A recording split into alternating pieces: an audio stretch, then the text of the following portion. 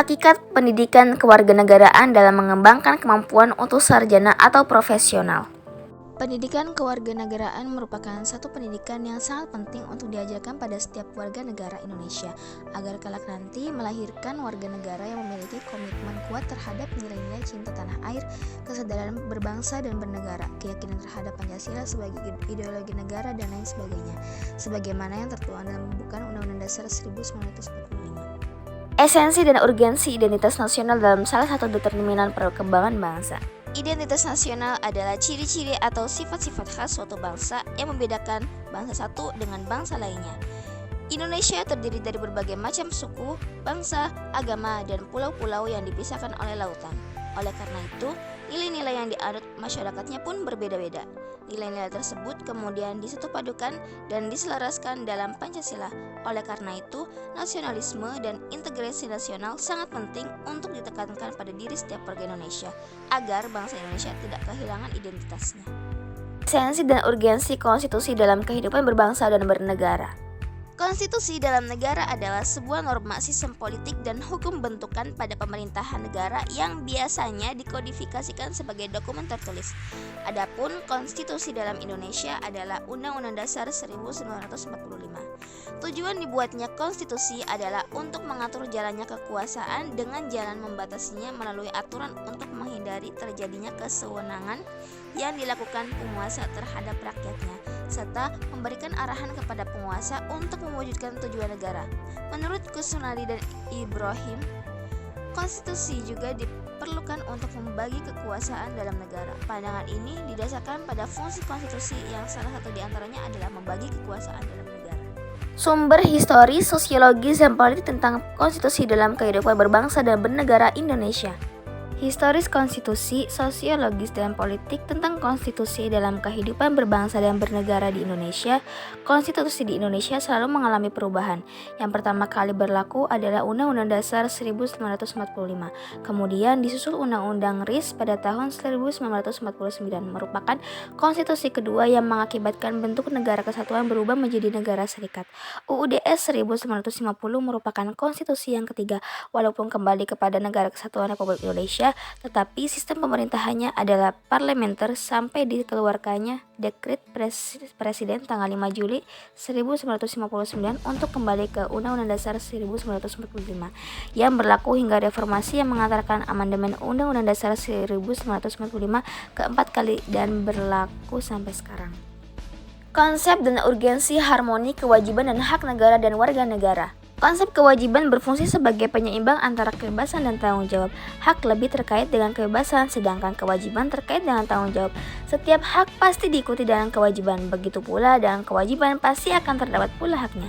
Namun di atas itu ada skala prioritas yang harus dilihat untuk lebih mendahulukan antara hak dan kewajiban tersebut.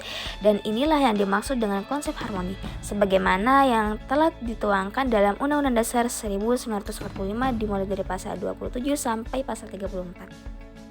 Sumber histori, sosiologis, dan politik tentang harmoni kewajiban dan hak negara dan warga negara Indonesia. Sumber harmoni kewajiban dan hak negara dan warga negara Indonesia, jika dilihat secara historis, adalah perjuangan menegakkan hak asasi manusia yang terjadi di dunia barat, yaitu Eropa. Adalah John Locke, seorang filsuf Inggris pada abad ke-17 yang pertama kali merumuskan adanya hak alamiah yang melekat pada setiap diri manusia, yaitu hak atas hidup, hak kebebasan, dan hak milik. Jika dilihat secara sosiologis, yaitu karena faktor berubahnya masyarakat Indonesia, yakni munculnya karakter buruk yang ditandai kondisi kehidupan sosial budaya kita yang berubah sedemikian drastis dan fantastis. Dan jika dilihat secara sumber politik, yaitu yang mendasari dinamika kewajiban dan hak negara dan warga negara Indonesia adalah proses dan hasil perubahan Undang-Undang Dasar NKRI 1945 yang terjadi pada era reformasi. Demokrasi Pancasila. Demokrasi Pancasila adalah suatu paham demokrasi yang berlandaskan pada nilai-nilai yang terkandung di dalam ideologi bangsa Indonesia, yaitu ideologi Pancasila. Demokrasi Pancasila memiliki prinsip kebebasan atau persamaan, kedaulatan rakyat, pemerintahan yang terbuka, dan bertanggung jawab. Adapun prinsip-prinsip demokrasi Pancasila juga tertuang dalam pasal 2 ayat 3 dan pasal 6 ayat 2 dalam Undang-Undang Dasar 1945. Implementasi demokrasi dari beberapa negara di dunia. Negara demokratis didasari oleh sistem perwakilan demokratis yang menjamin kedaulatan rakyat. Untuk dapat melaksanakan demokrasi dengan baik, terlebih dahulu rakyat, terutama pada pelaksana kekuasaan, haruslah mengetahui dan memahami dengan baik prinsip-prinsip demokrasi. Konsep demokrasi sendiri ini dipraktikkan di seluruh dunia secara berbeda-beda, dari satu negara ke negara lain. Setiap negara dan bahkan setiap orang menerapkan definisi dan kriterianya sendiri-sendiri mengenai demokrasi itu. Dalam Undang-Undang Dasar 1945, Pasal 1 Ayat 2 setelah amandemen berbunyi, kedaulatan berada di tangan rakyat dan dilaksanakan menurut Undang-Undang Dasar. Konsep dan urgensi penegakan hukum yang berkeadilan. Penegakan hukum bertujuan untuk mewujudkan peraturan hukum demi terciptanya ketertiban dan keadilan masyarakat. Apa yang tertera dalam peraturan hukum seyogianya dapat terwujud dalam proses pelaksanaan penegakan hukum di masyarakat. Menurut Cronenberg dan Sabarodin tahun 1975, kehidupan manusia itu tidak cukup hidup dengan aman, teratur, dan tertib. Manusia perlu sejahtera. Konsep dan urgensi wawasan Nusantara. Konsep utama dalam wawasan Nusantara adalah persatuan dan kesatuan. Hal ini sesuai dengan semboyan bangsa Indonesia yang berbunyi Bhinneka Tunggal Ika, yaitu meski berbeda-beda tetapi tetap satu jua. Wawasan Nusantara juga diharapkan bisa memperkuat nilai persatuan Indonesia.